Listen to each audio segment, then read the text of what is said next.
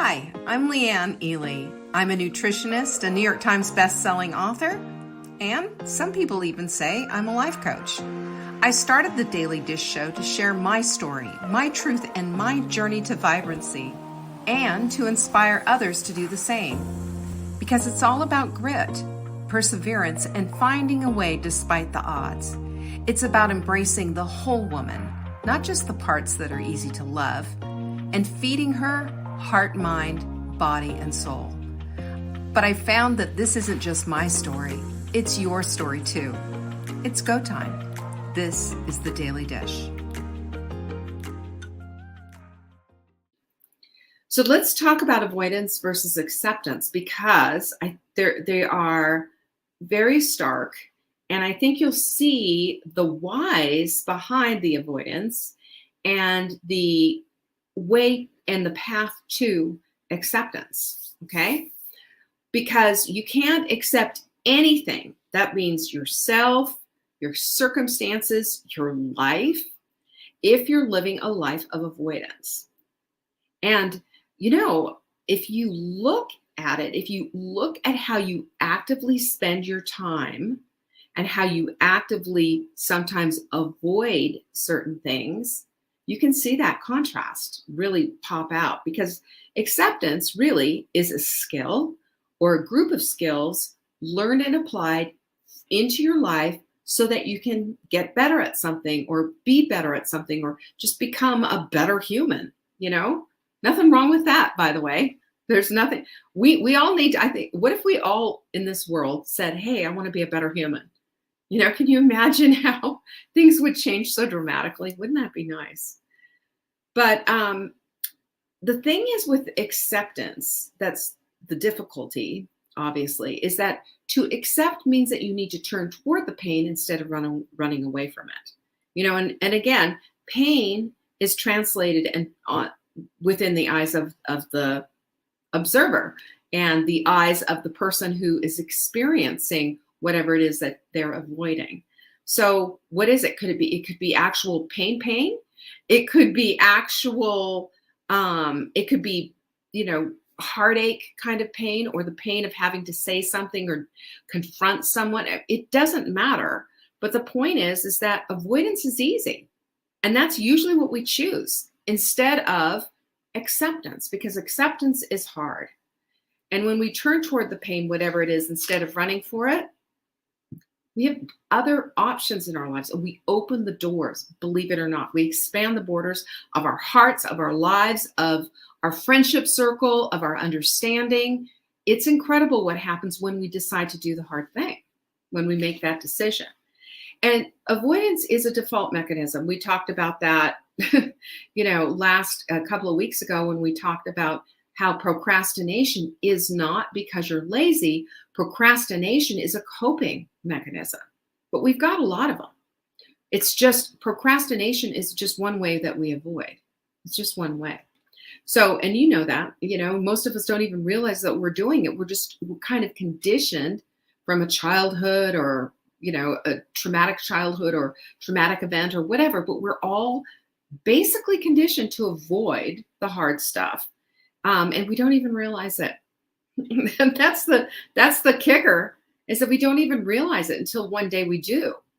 Has anybody ever been in that place where you realize, oh my gosh, this is what's been going on. This is what I've been doing. So, but if you've ever procrastinated, denied the existence of anything, they call that denial. Ever heard of that one? Pretended everything was just fine. Anyone? That one. How are you doing? No, really, how are you? Oh, I'm fine. You're doing great. I'm fine. Sure you are. Hey, Juanita. Unable to take any criticism. You see criticism as just this thing that it's just going to knock you for a loop. When in fact, sometimes criticism, every once in a while, can be constructive and just be something like, hey, can you fix this here? Or is something here, out of line, or what's up? Criticism sometimes will bring us to the place of understanding that something's out of alignment. How do you like that? Hey, Linda.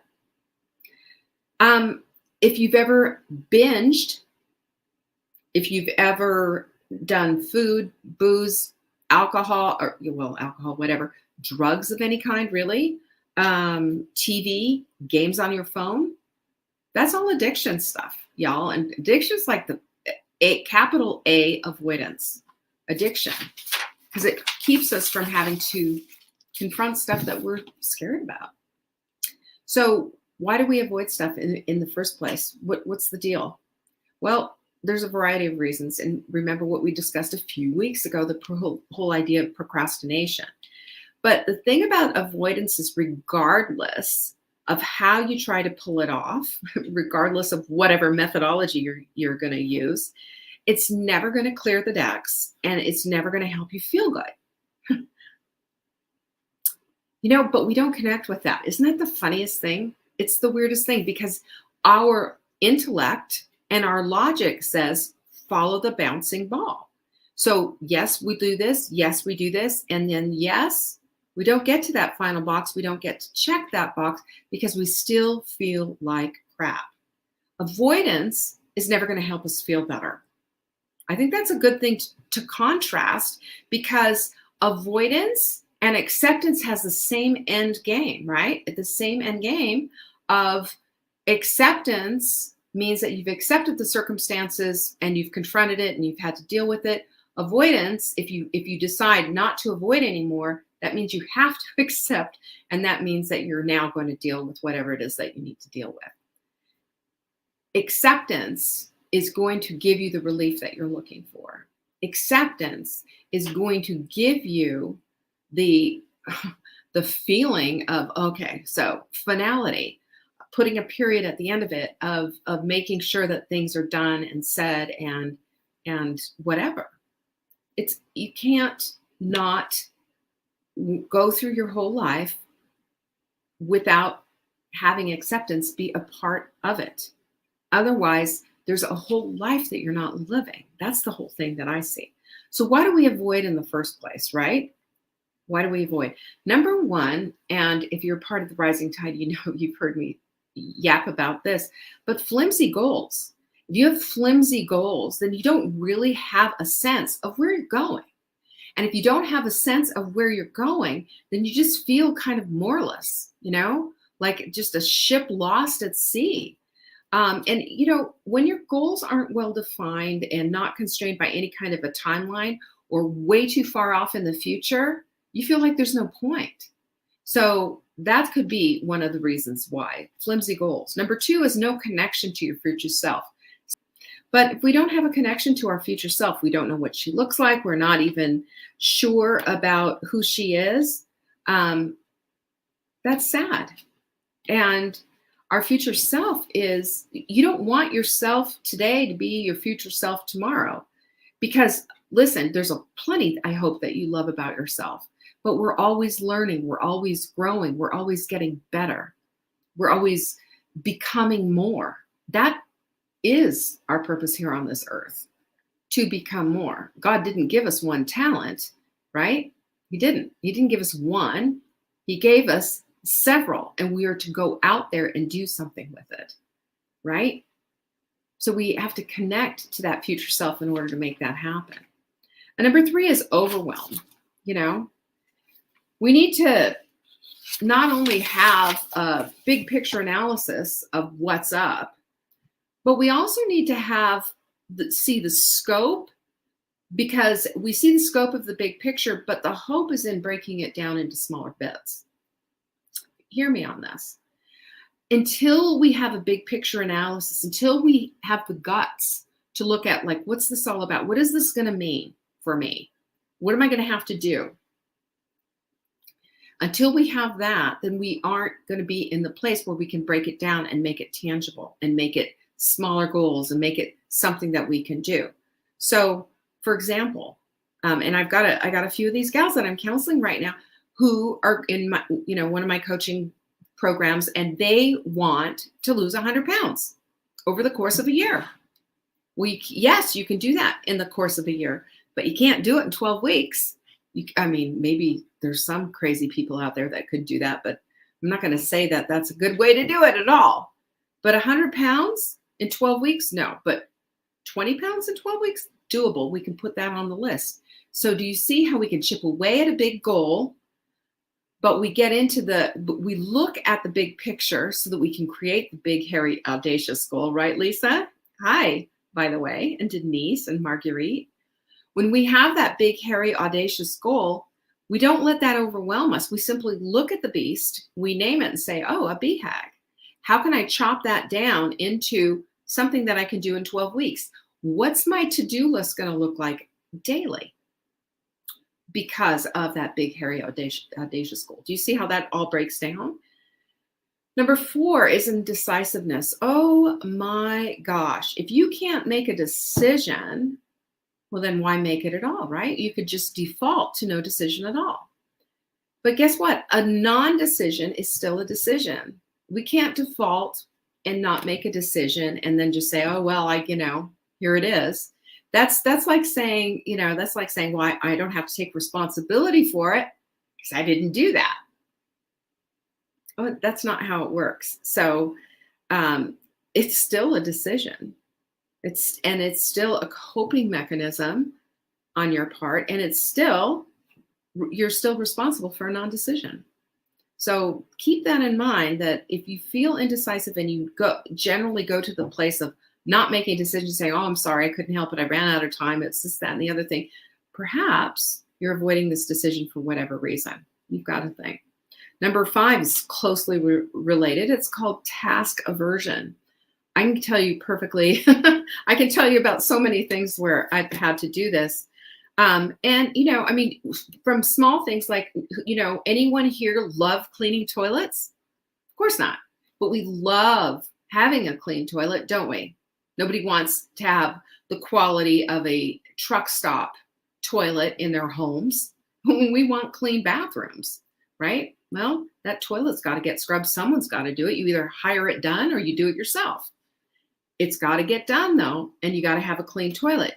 To avoid it is to ask for a health problem in a stinky house, a stinky bathroom at least. But, we do it. We get it done. We put it on the rotation. We just get it done as quickly as we can. We can't avoid that task if we want to have a clean bathroom. The same goes, though, for a phone call you don't want to make, or a task at work that you don't want to do, or whatever. If you put it off and you put it off and you put it off, it's going to just add up, doesn't it? That's how we get late fees on credit cards. That's why we have expired food in our grocery in our grocery bins or produce bins in our refrigerators. What did I think Amber called them the produce morgue, where good produce goes to die. Yeah, we don't have to do that, But, I will tell you, I really felt this when I had something that I purchased not too long ago, and it didn't fit. It was terrible, and I didn't like it, and I was like, get it out of here. I returned it, and they, I was trying to get the return label from the company, and they said, sorry, you've had it for longer than vegetable hospice. That's it. Hi, Noreen. But yeah, you can't return something if you go past the due date. So that's what happens when we put stuff off. Duh, right? Perfectionism is another thing. This doesn't all go under the umbrella of perfectionism, right? It's not all about perfectionism. Perfectionism just fits into the whole reasons why we find ourselves saying, oh, it's not good enough. It's not ready yet. I don't want to make a mistake. I don't want people to see me as foolish. I'm afraid of failure. I'm afraid of success, or I'm afraid of somebody seeing my flaws, or I'm afraid of my tender side or my vulnerability, or I'm afraid of exposed too much. I haven't said enough, or whatever. We allow perfectionism to be the big hairy monster that we hide behind to protect us. That's why we do it. That's why we do any of this stuff. We look at them and view them as protectors. All of this stuff. Procrastination, same idea. It just keeps us safe. Guess who's talking to us at that point? Huh? I'll tell you exactly who's talking to me. It's that darned Amy again, Amy, my amygdala, who wants to keep me safe at any cost. at my goals cost, at my heart's cost, at what I think is the better thing to do's cost, my amygdala doesn't care. My amygdala has no care in the world about how I feel about something, what my goals are, how I'm supposed to live my life, the mission that God has called me on. Amygdalas don't care, right? Amygdalas say, safe, small, quiet in a corner. That's where I want to be. Just leave me alone. And we've allowed our amygdalas to run the show for so long. And this is why I think it's really important, because we talked about all of our amygdalas last week. And a lot of you named your amygdalas, by the way. And I love that. I know Tanya's named hers Stephanie, which I think is a riot. There we go. Diane's named hers Jezebel. I love it. And I know a lot of you have named your amygdalas. Good. Keep naming them. Because remember, that contrast between, Mickey, there you go, between your amygdala and you means there's a boss. If we're naming our amygdala, we're putting amygdala, nobody puts baby in a corner. Well, everybody puts their amygdalas in a corner, please. Right? So we have Amy sitting there in the corner right now. She's sitting there in the corner waiting for a word from me so that I can let her back out, because otherwise she would jump out and say, I'm going to run the show. It's like letting a 3-year-old run your life, fearful, scared, holding on to mommy's leg. And it just doesn't work. So this is something that we have to look at. And this is something that we know is part of the way that we run our shows, right? It's our operating system. Keep us safe, safe, safe. I'm scared, scared, scared. That's a risk, risk, risk. No, no, no. That's our amygdala. And it's up to us to change all of that. And when we can contrast the difference between these two things that we're talking about, agreement versus acceptance, it's a big difference, isn't it? Isn't it? Number 7 is overly optimistic. Hello, anyone? Or overly pessimistic. Think about it. An optimist says, I've got plenty of time. And a pessimist says, I don't have any time at all. I can't do this. So what happens? Between the two of them, nothing. Nothing gets done, because the plenty of time optimist is paralyzed, but is thinking, we'll just put it off until, we have to do it. And the pessimist is saying, well, there's no time to do it, so I'm not even going to attempt to. And what happens? Well, sometimes you get a half-assed job by an optimist who thinks, sorry, I should have spent more time on it. And the pessimist says, well, there wasn't enough time, and there's your half-assed job there. It doesn't work really well. My kids used to do this all the time. But you know how kids are when they're little. They push things off just like we do. And they learn from the best. They see us doing it, and so they start doing it, and then we get mad at them for it. Where do you think they learn? They watch. They are much better at being mini yous than doing what you say. They're going to do what you do, not what you say, because that's the strongest and loudest thing you've ever said is what you're doing. Our examples are everything.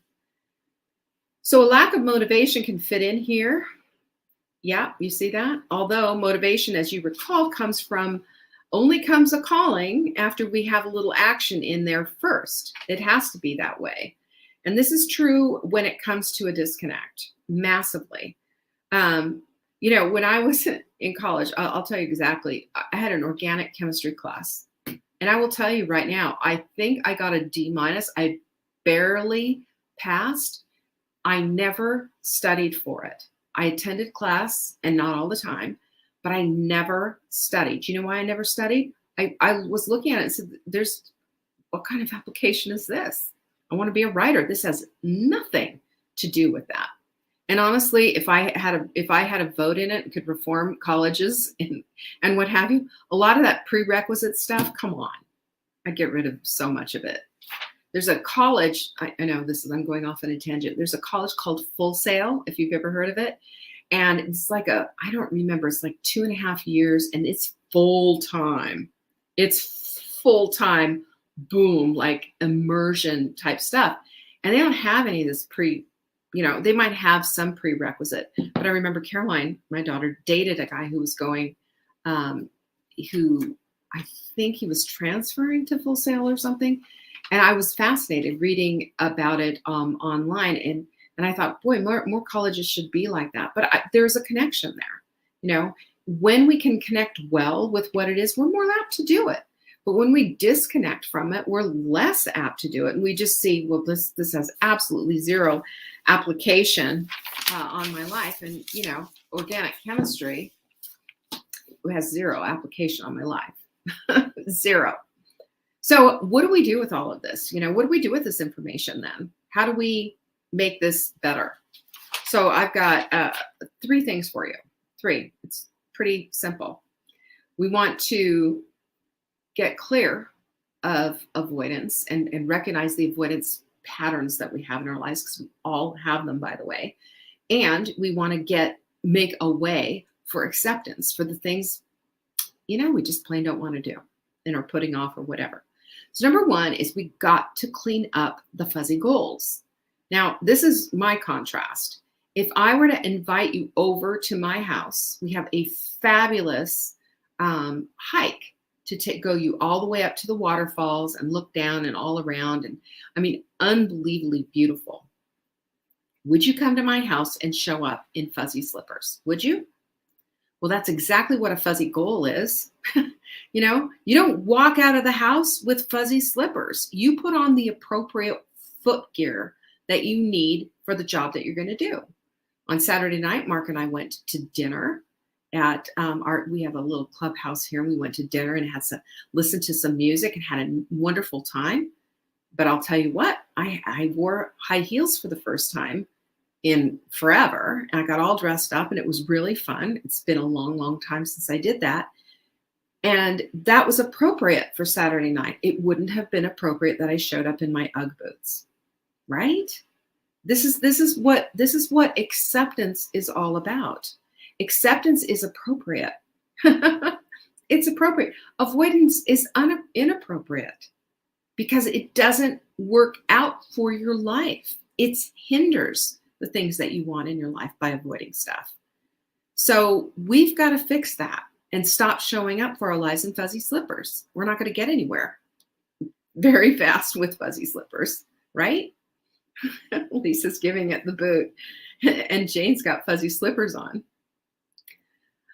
Yeah, we did have a fun date night, and just, FYI, there was a guy who was in front of us who was waiting to be seated, and then he went and got his seat, and the couple that he was supposed to be meeting, his wife was out of town. The couple he was supposed to be meeting were hung up in a closure on the highway, and they had to turn around and just go home. And so he was all by himself. And I see him sitting over there. Guess what I did? Y'all know me, right? I said, Mark, let's invite him over. Let's invite him over. So he came over, sat down, and had dinner with us, and we enjoyed meeting him. And now we want to meet his wife. And now we've made new friends. Yay! Yay! That's exactly what I said to him. Is we need new friends. We need friends here in Conisty. And so now we have a friend, our new friend, Kevin. And then my friend, Barbara, who also lives here, is in Paris. And she just wrote me and saying that, they want us to go with them to a wine dinner. So I'm saying I made it my goal, though, not to avoid meeting people, but instead to make sure that I connect with people. And look what we did. We invited Kevin over. Mark wouldn't have done that on his own, by the way. But I have a goal. I have a goal. I want a community. I want a friend circle. I want people that are right here. I want to have a fun and vibrant, good time with people. I want to meet them. I want to greet them. I want to have them in my home. I want to meet them at the wherever. So that's part of the whole thing. And that's why I invited that guy over and said, hey, come on over. But, this gets you off of the fuzzy slipper syndrome of just putting stuff off and not having the right shoes on for the right job. You want to come have dinner with me? Cornelia, I'll invite you up. Okay. We live in Brevard. We're not far. Come on out. You come up and bring your husband. We'll have fun. So we clean up the fuzzy goals. We get a little bit more sharper about what it is that we want. We decide not to wear the fuzzy slippers anymore and put on the appropriate footwear, and we get busy. We get to work, do all of that. So you have to create a plan, though. Number 2, create a plan. Anyone? Once you've pinpointed the problem, once you've able to see, what am I avoiding? You just say, aha. And I promise you, if you ask yourself that question, you will figure it out. And once you've done that, then you got to create a plan. Okay, I've been avoiding this whole thing. I've been doing this instead of doing that. I've been wearing fuzzy slippers everywhere. I need to change my shoes, So that's number 2 is just part of the discovery process. But number 3 is the most important one, I think. And that is that you've got to schedule your time. Now, hear me. If you've got so much on your plate right now that you're sitting there in this place of overwhelm, which I get it, right? I totally get it. Then it's absolutely imperative that you schedule your time, because time is so precious. Get a time block sheet, savingdinner.com/time. They're free. We'll happily give it to you. You can print out as many as you want. Figure out where your time is going. Figure out where you can fit things in. And if it is genuinely and truly true that you don't have enough time, then figure out what needs to go so that you can squeeze stuff in. That's what the only thing can you hire? Can you do this? You keep going until you figure it out. And then the other thing is, if you've retired and you have all day long, imperative that you schedule your time. Do you know why?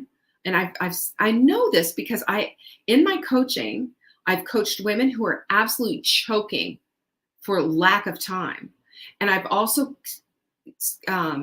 coached women who've just recently retired and they've got so much time and they're getting nothing done.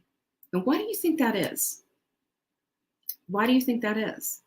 They haven't taken the time to look at what's up, to do the compare and to the contrast. When we look at what is up with our time, when we see where our time is going, this is why we need those time block sheets. We have to be we have to cherish our time. One of my pet peeves is killing time or wasting time or any of that. Time is an unrenewable commodity. You will never be given any time back that you have squandered. That's why I say don't spend your time, invest your time. Invest in things that have purpose, that have meaning, and that light you up. Obviously not everything, cleaning a toilet's not going to do that for you, right? It's just not. But we will get things done and tasks put away and just blitz through stuff so that we can have the quality of life that we want, so that we can have the quality of life that we want. Noreen, it will happen soon enough. It will happen soon enough. Everybody, listen, people who are retired wish that they had a job, and people who had a job wish they were retired. It's, but we always take the time. We take the time that, if we cherish our time, we invest our time is the whole point. So awareness is the first step. Being aware, time is precious. How am I going to spend it? How am I going to? And if you have the luxury of spending a lot of time, of investing a lot of time, I should say, in your goals and stuff, great. Really use that, then get really project oriented, really put that stuff on a fast track. Don't allow yourself just all this lollygagging time. That's just wasteful. And right now, this is something that you need to do, is stay on top of keeping your brain sharp and your body strong. We have to. That's where we are at this point in life. And if you don't have a whole lot of time, how much more critically important is it that you stay on top of the time that you do have? This is why we're in this. Are you going to avoid it?